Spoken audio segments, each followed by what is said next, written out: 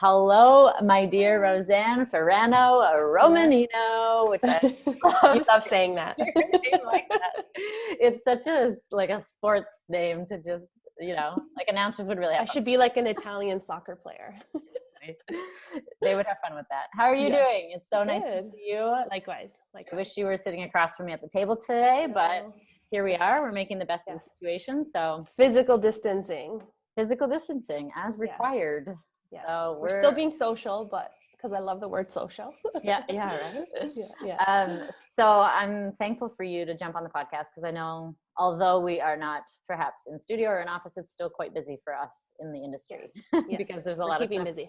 We're all managing on the back end. So appreciate your time. I want to kind of jump right into it. And for anyone who's watching or listening, Rosanne was a guest just last week. So she is very new on the podcast, episode number 13 of season 2. So make sure you check out her story based on her floral background. And floral is what we're discussing today. So COVID-19 strikes, and here we are left in a situation where people are trying to navigate what they're going to do, moving their wedding date from May and June, or we're looking to the pros to kind of get some advice with this. So what's kind of been happening right now with your May and June clients thus far, now that we're sitting at the beginning of April? So we're gonna have to postpone. I think that's just, with all the government policies that have been in place, May for sure. Some of my June clients have soft dates on hold with venues. And I know it's such a sensitive time and difficult decision to make. There's just so many parameters around making that decision, especially when you're dealing with larger weddings. And you're dealing with, 200, 250 plus people, 300 people. So my June clients are currently in the process of navigating through making that final decision. Okay. So in the coming days, those decisions will have to be made. And any word from your July clients yet? Even on soft holds or anything like that? Or is everybody kind of waiting? I think those clients are waiting. We had, very immediate, just the necessity to immediately deal with our March clients because this kind of just swooped in and hit us all by surprise. So we had quite a few weddings in March that unfortunately had to be canceled.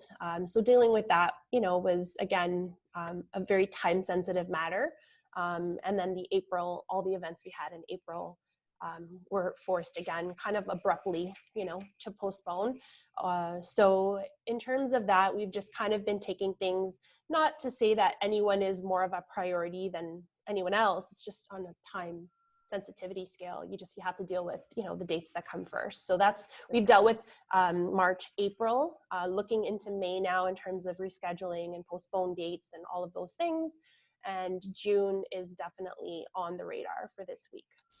So when you were here in the podcast, we talked a lot about RSVPs and when you should be getting the date set when you should be getting your RSVPs back so you can start making your orders and your floral orders.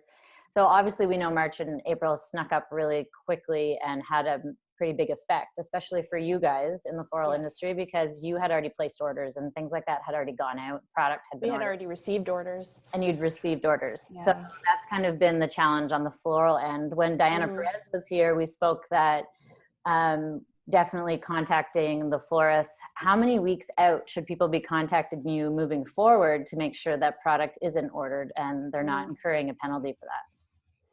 I'm giving people at least 2 months, so 60 days out, just because we have to staff, we have to, be able to prepare and make sure that we have enough of our team ready to go, because there's so much labor involved. And then, once we get to the 30-day mark, the flowers are ordered. We have to work in that preparedness in that manner. To be able to guarantee, colors and bloom varieties and stuff. People are very particular and we love that. That's what we specialize in, the detail orientedness. And unfortunately, if we wait any closer to the wedding, it gets really tough to, to guarantee people different shades of colors and blooms. And especially now, a lot of the farms have shut, like stopped production, or they're working on minimal staff, or altering days for staff. So the production rates are just not as high. It's sad to say, but a lot of our suppliers have shut down. We're deemed non-essential, even though we're an agricultural, industry. It's been deemed non-essential. So unless we work off of delivery and delivery alone, and there's no direct contact, we've been mandated to shut down. Okay. Yeah. So you're giving the 60-day window as kind of your advice at this point in time. At this point, yeah. In order to be able to, just handle the administrative side of it that comes along with rescheduling. 100%. Yeah. Okay.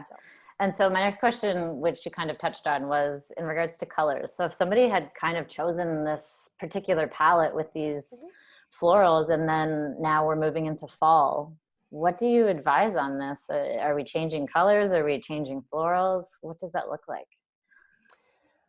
I always encourage my clients to follow their own personal style when it comes to making selections for their wedding. I feel like it should be a true representation of yourself and your taste. The season that you get married in doesn't necessarily deem that you have to select. Like, for example, if you're getting married in the winter, your flowers don't have to be white or red and green. It's not really, I don't think that's a necessity. So I encourage you, if you loved your color palette that you originally chose and you had your heart set on something and that you were excited about, hang on to that. There's nothing wrong with having pastel colored blooms in the fall. It's beautiful.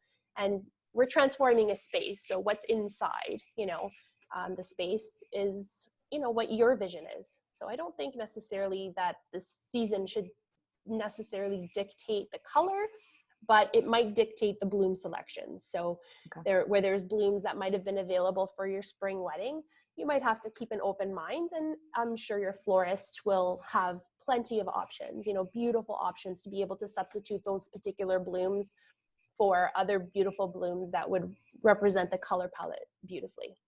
Awesome. In regards to blooms, can you still order at this point in time, whatever you had ordered from overseas, are those shipments still coming in? Not as, no, unfortunately not. Yeah. We'll have to be selective in terms of what we're able to get, and not as particular right now. Okay. So there could be some bloom changes within your, I mean, just right now, because everything is kind of on lockdown, if you will. But moving forward, once they lift the ban and, of the size of events and everything starts trickling back and getting, returning to some type of normalcy, I think that will all, fall back into place. And I don't think there'll be restrictions, but I think that a lot of costing is going to be affected by this.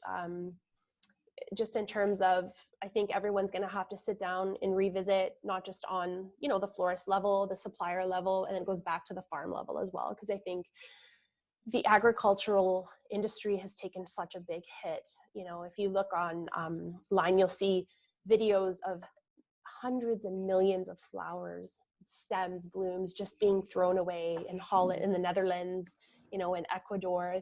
There's just nowhere to send them.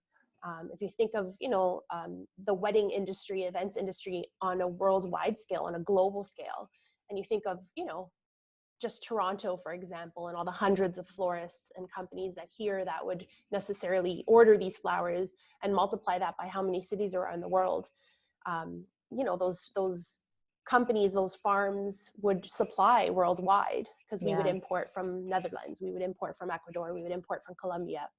And now there's nowhere to send them because no one's ordering them, because it's been affecting everyone globally. So right, a lot of changes happening, and obviously there's a lot of shifts that we need to kind of address. Yes. So what's it been like? Just because obviously, especially in your line of work, there's a lot of work that leads up to the day. And even now, moving with postponements, like you do have staff that needs to prepare the flowers ahead of time and that kind of thing. So what's it been like for you thus far, kind of from the business side of things, with all of this happening? It's been an emotional time, like personally, in terms of, seeing how everything is kind of played out.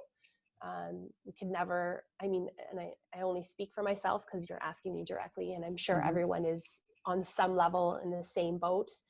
I could never have really prepared for something like this. You know, you can have contingency plans in place, which we do. You know, we are very organized and we're meticulous in terms of all the processes that are involved and, you know, that revolve around the weddings and events that we produce. It's just, even with all the preparation and the organization, there's just really no way to, you know, properly navigate through something like this, because it trickles down, you know, not just myself, my staff, you know, unfortunately, we don't have events going on. So, you know, employers are being forced to lay off their staff and to shut their doors. So it's tough. It's tough for sure. We're staying positive, working on anything I can to stay connected, you know, to our community, just in terms of like our colleagues, as well as, you know, our followers on social media and our clients, making sure that they're aware of, you know, how we're planning to move forward. They know that we're organized, that they're being well taken care of. And I mean, hopefully those assurances, you know, are giving people the just to be able to rest easy and trust that we're handling things as best as we can, and we're trying to stay ahead of everything, you know, so that we're ready and as prepared as we can be. Yeah, that's kind of the thing. I think every day it's changing. So we're just kind of keeping an eye on what's happening so we can make the best decisions for ourselves and for our clients, right? Yes. So that we can try and guide them. So what's some advice that you give, you know, like there's a lot of people who are choosing to plan their own wedding. And so what's some advice for them if they need to reach out to their floral team? What's something that you would kind of suggest either they do or they say, or? You know, we're still, you know, I'm so grateful we're still receiving inquiries for future bookings for, you know, the fall and winter months, which is wonderful. A lot of 2021 inquiries still coming in. I think that everyone should move forward. You know, if you're engaged, keep that excitement. I mean, nowadays, especially more than ever, you need those positive moments and those special life, you know, those life pivotal moments that bring us joy. Let's not lose that, you know. So if you're in the process of planning your wedding, reach out to your vendors. I think it's great, and do your research just like you would maybe, you know, if you do have a little more time on your hands because you're not working at the moment, you'll have a lot more time to do research. You know, just make sure your intentions are to book within the next 30 days if you're going to reach out to your vendors. You don't want that information sitting too long, then you'll forget, you know, the interactions and the information that you've been provided, whether you're talking to, you know, whatever vendor you're reaching out to. But I encourage people to keep on their planning process. And then you can always ask what the, you know, procedures are if you're curious, you know, in the event of postponement, if that's something you want to approach and inform yourself about. There's nothing wrong with asking your vendor how a situation like that is handled. I think you know, that's a fair question, and, you know, you should be well informed in that respect as well. So yeah, but I encourage people to continue planning your weddings and be excited and be happy about it, because it's such a wonderful time and nothing should take that away from you. Yeah, couldn't agree more. I'm very excited for the day that the doors flood open and we all get to kind of resume what we originally had planned. So I think that's something we're all looking forward to. But I appreciate you being on today. Is there any last pieces of advice you want to give, or any words of wisdom? I know positivity, and we kind of already spoke about that, but another piece of advice that I would give is, I know, you know, we talk to our friends on FaceTime or, you know, social chats, and we've done video calls before more on a social level, but now the kind of new way to consult is virtually. So we're meeting our clients virtually.